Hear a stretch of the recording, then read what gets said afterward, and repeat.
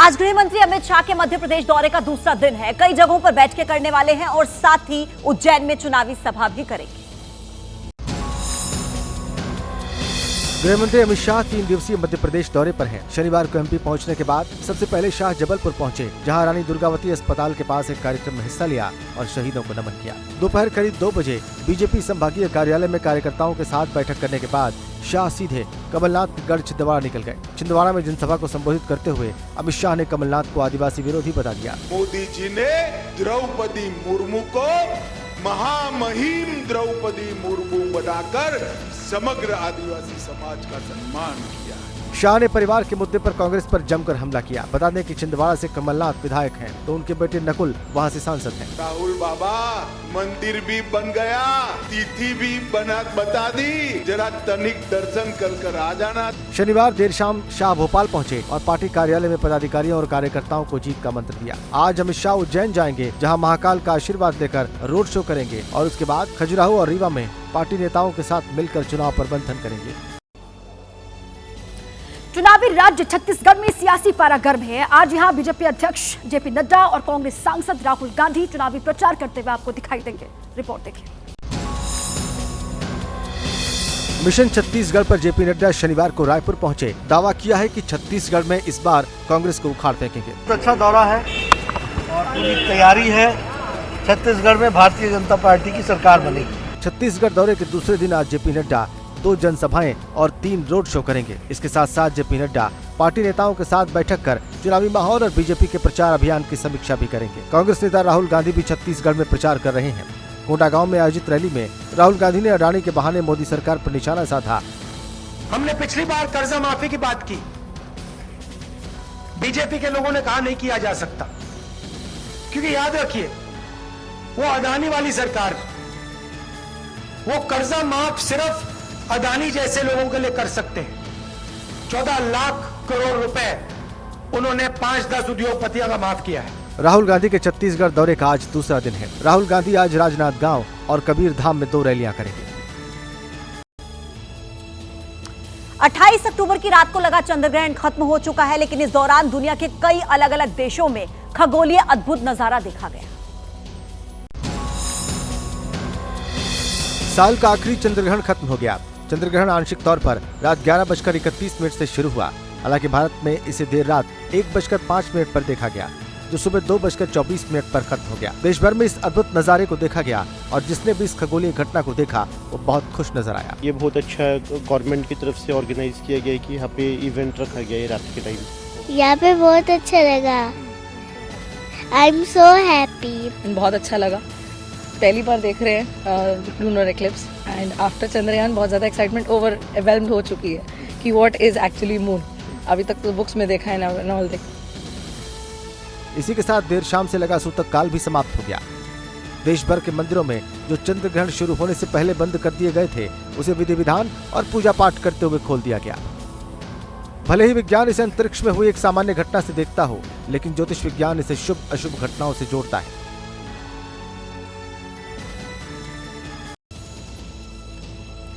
अमरनाथ यात्रियों को बहुत जल्द एक खुशखबरी मिलने वाली है। बेहद कठिन माने जाने वाली ये यात्रा अब कुछ दिनों में नहीं बल्कि महज कुछ घंटों में ही पूरी हो जाएगी। पवित्र अमरनाथ गुफा, जिसके दर्शन मात्र से जन्म जन्मांतर के पाप धुल जाते हैं। भगवान महादेव का ऐसा पावन धाम, जिसे सनातन धर्म का सबसे पवित्र तीर्थ स्थल माना गया है। बाबा बर्फानी अपने भक्तों पर हमेशा आशीर्वाद बरसाते हैं। बेहद कठिन माने जाने वाली इस यात्रा में श्रद्धालु बमुश्किल ही पहुंच पाते हैं, लेकिन इस बीच बाबा बर्फानी के धाम से आई है अच्छी खबर। जी हाँ, ये वो तस्वीर है जो शिव भक्तों के लिए किसी उपहार से कम नहीं है।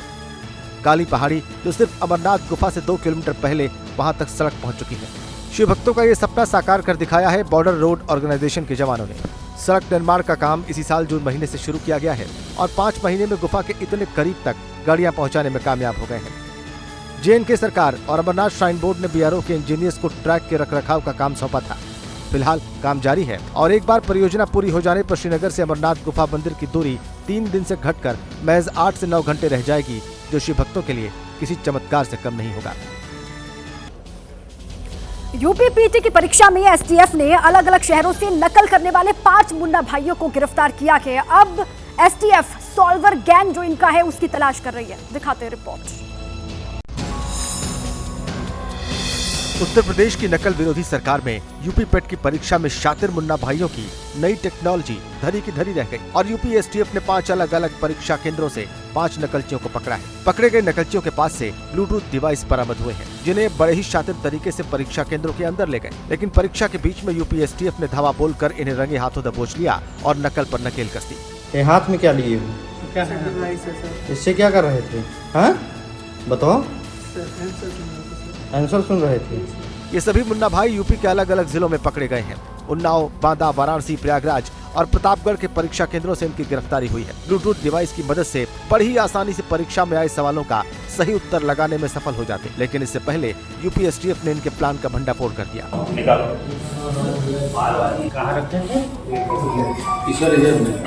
पकड़े गए 5 नकलचियों से पूछताछ की जा रही है और नकल के खेल के पीछे किसका हाथ है और कौन कौन गिरोह के पीछे है, इसका पता लगाया जा रहा है। और देखिए, आज है वर्ल्ड कप का सुपर मुकाबला होने वाला है डिफेंडिंग चैंपियन इंग्लैंड और इंडिया के बीच और मैच शुरू होगा दोपहर 2 बजे से लखनऊ के इकाना स्टेडियम में। विश्व कप में आज सुपर संडे है।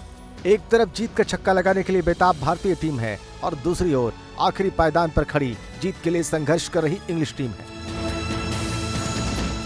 लखनऊ में होने वाले इस मुकाबले में भारतीय टीम एक बदलाव के साथ मैदान पर उतर सकती है।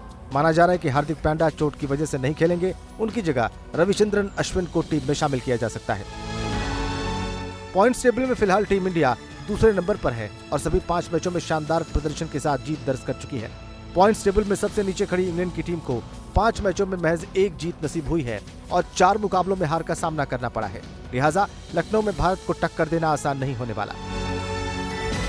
लखनऊ में रोहित ब्रिगेड के सामने है 2 चैलेंजेस। पहला 2019 विश्व कप में हुई हार का बदला और दूसरा चैलेंज ये है कि 2003 के विश्व कप से अब तक भारतीय टीम इंग्लैंड को नहीं हरा सकी है। भारतीय टीम के पास 20 साल की हार के सूखे को खत्म करने का मौका है। हमास के कब्जे में करीब 229 बंधकों को छुड़ाने के अभियान के तहत मुंबई में छोड़े गए 229 गुब्बारे। केरल में फिलिस्तीन के समर्थन में रैली देखने को मिली। हमास के नेता खालिद मशआल ने वर्चुअली सभा को संबोधित किया।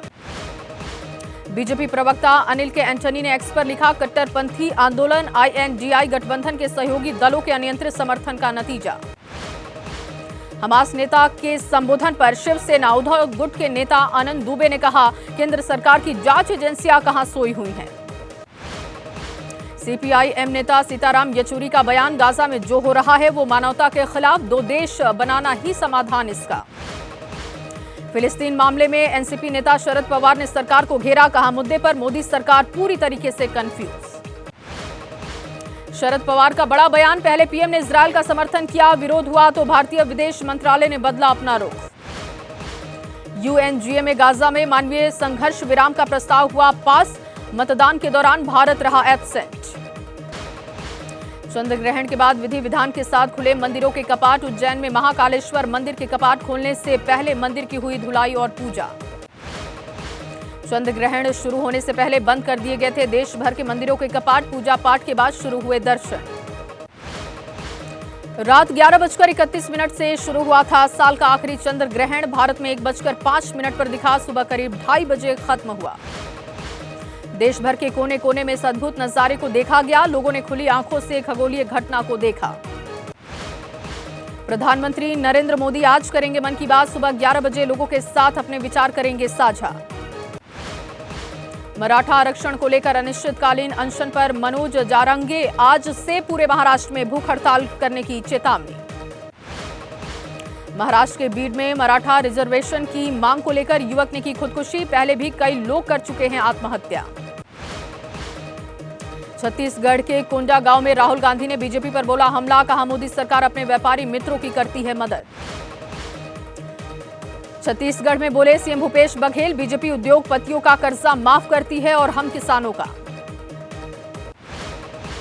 शिवराज ने प्रियंका गांधी पर बोला हमला, कहा कांग्रेस को झूठ बोलने की देती हैं ट्रेनिंग, कमलनाथ कर रहे कपड़ा फाड़ो राजनीति। राजस्थान के सीएम अशोक गहलोत ने बीजेपी पर बोला हमला, कहा ईडी की प्रवक्ता बन गई है बीजेपी। पंजाब के रोपड़ में बुजुर्ग मां को पीटने वाला वकील गिरफ्तार किया गया। सीसीटीवी फुटेज से हुआ था खुलासा। रोपड़ में वकील की बहन ने एनजीओ की मदद से पुलिस को दी थी शिकायत। पुलिस ने आरोपी वकील अंकुर वर्मा को गिरफ्तार किया। बुजुर्ग के नाबालिग पोते ने बेड पर पानी गिराकर दादी पर लगा दिया था आरोप। वकील ने बिस्तर पर गिराकर बुरी तरीके से मां को पीटा। आज लखनऊ के कान्हा स्टेडियम में भारत और इंग्लैंड के बीच मैच। इंग्लैंड के सामने सेमीफाइनल में पहुंचने की बड़ी चुनौती। धर्मशाला में ऑस्ट्रेलिया ने न्यूजीलैंड को 5 रनों से हरा दिया। हार के बाद भी न्यूजीलैंड ने जीता दिल। और कोलकाता में नीदरलैंड का एक और उलटफेर। नीदरलैंड ने बांग्लादेश को 87 रनों से मात दी।